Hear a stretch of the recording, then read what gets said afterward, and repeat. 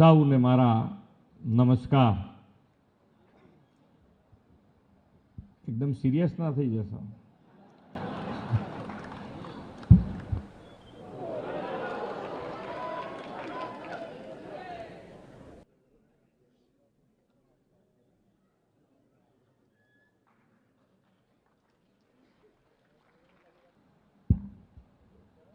આપણા હાથમાં કેટલું છે એ ખબર પડે આપણને બધાને.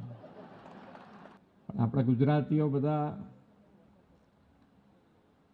આપણી જે કહેવત છે કે જ્યાં એક ગુજરાતી ત્યાં સદાકાળ ગુજરાત, એ તમે દરેક જગ્યાએ આ પ્રસ્થાપિત થઈ ચૂક્યું છે.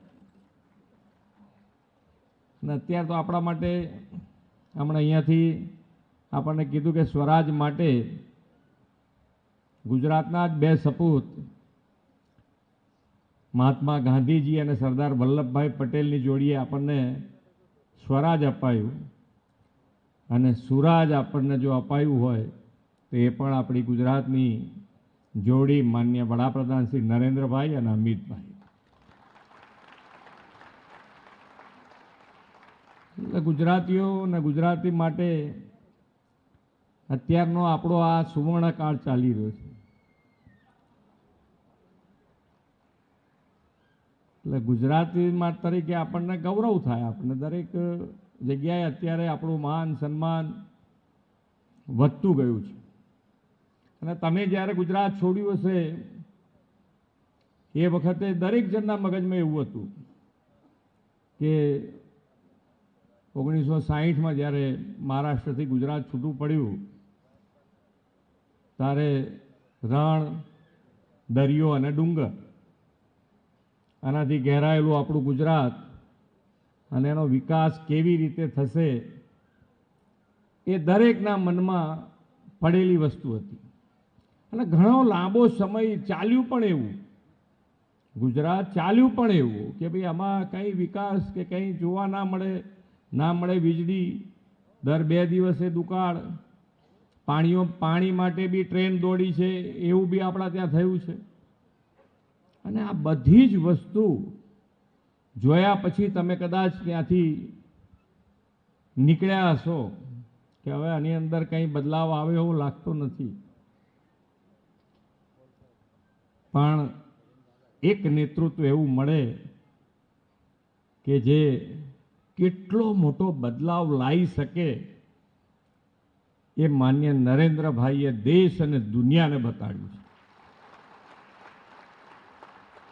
ગુજરાત જે પરિસ્થિતિમાં હતું, અને એક વસ્તુ સમજી લો કે ભાઈ જ્યારે નાની મોટી વસ્તુ ઇલેક્શન આવે, ઇલેક્શનમાં જે કેમ્પેન થાય પણ એ કેમ્પેન પછી કામ કરવાની વૃત્તિ હોય તો જ આ વસ્તુ શક્ય બને. દરેકે દરેક નાનામાં નાના માણસ માટે, છેવાડાનો માણસ એ મુખ્ય પ્રવાહમાં કેવી રીતે આવે એના માટે માન્ય નરેન્દ્રભાઈએ હર હંમેશ કામ કર્યું છે. અને એટલે જ તમે જુઓ ગુજરાતમાં જ્યારે જે પરિસ્થિતિ હતી, જ્યારે માન્ય નરેન્દ્રભાઈ ગુજરાતના મુખ્યમંત્રી હતા ત્યારે પાણીની પરિસ્થિતિ, પાણીની અંદર સાથે સાથે લાઈટ, તો લોકો એવું કહેતા હતા કે વાળું ટાઈમે, એટલે કે સાંજે જમવાના ટાઈમે આપણને લાઈટ મળે ને તોય ઘણું થઈ જાય, આનંદ થઈ જાય.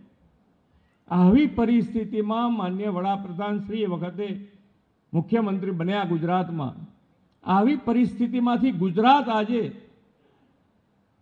દેશનું ગ્રોથ એન્જિન બન્યું છે, દેશનું ગ્રોથ એન્જિન બન્યું છે. નર્મદા નહેરની વ્યવસ્થા જે કરી છે કે જે નર્મદાનું પાણી એમને વહી જતું હતું, એ આખી સૌરાષ્ટ્રમાં સૌની યોજના અને કચ્છના છેક રણ સુધી નર્મદાનું પાણી આજે પહોંચ્યું છે.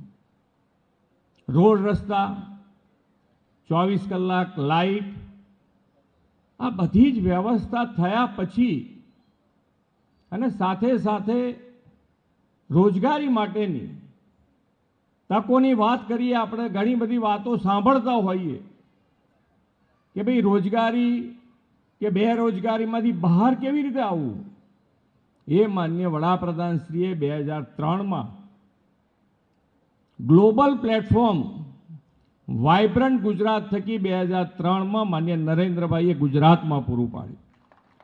અને આજે તમે જુઓ તો દરેકે દરેક રાજ્યમાં આ વાઇબ્રન્ટની શરૂઆત થઈ છે.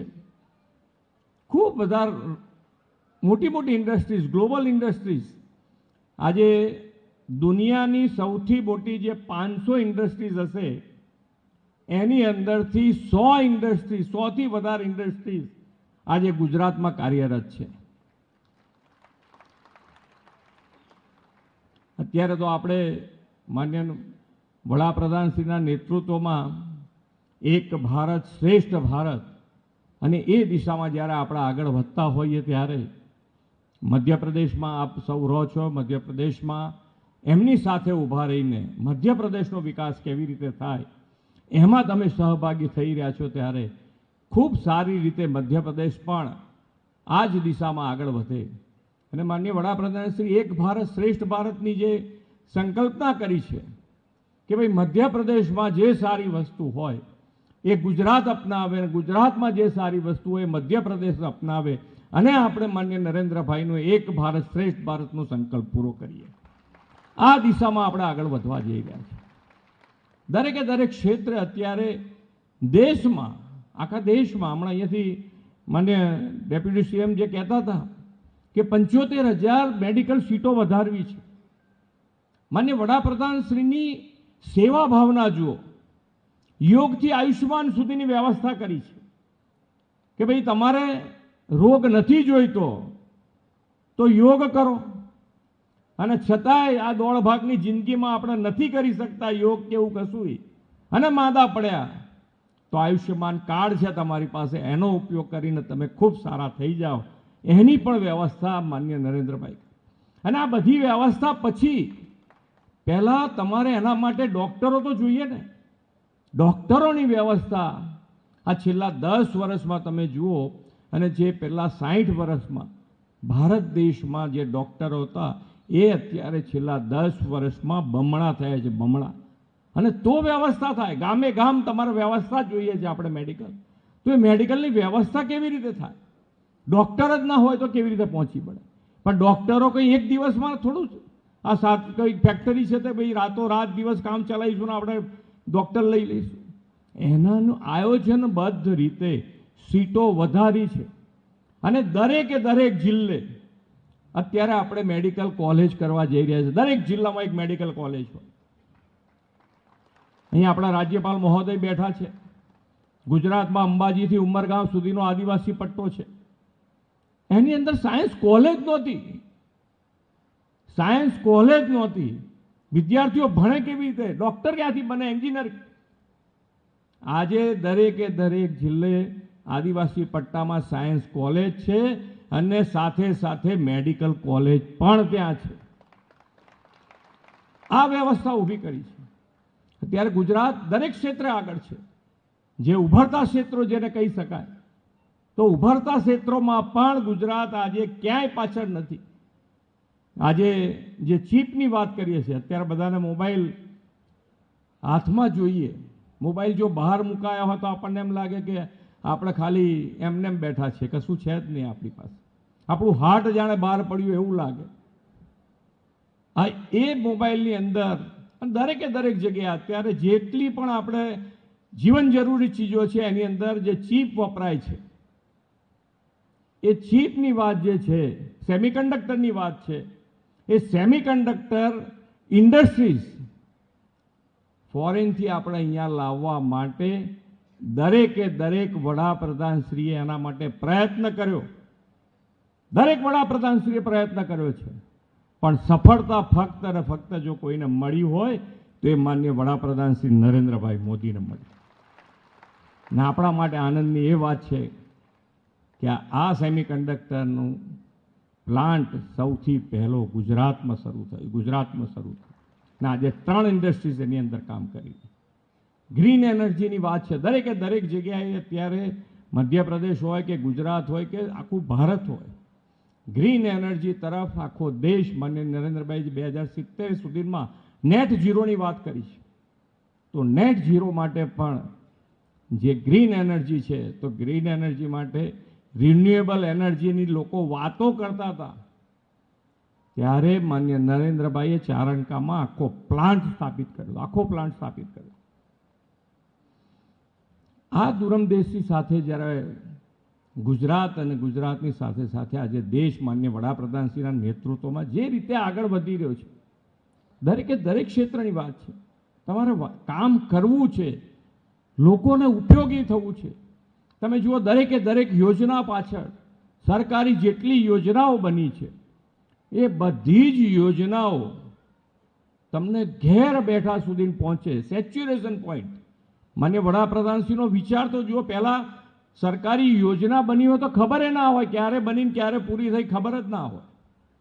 માન્ય વડાપ્રધાનશ્રીએ જેટલી યોજનાઓ બનાવી એના કેન્દ્ર સ્થાનમાં નાનો માણસ, મધ્યમ માણસ, છેવાડાનો માણસને રાખીને દરેક યોજના બનાવી, અને એ યોજના એના ઘરે બેઠા બેઠા મળે એની આયોજન સરકારે કર્યું, અને સરકાર ઘેર બેઠા આ બધી જ યોજનાના લાભ અત્યારે આપી રહી છે.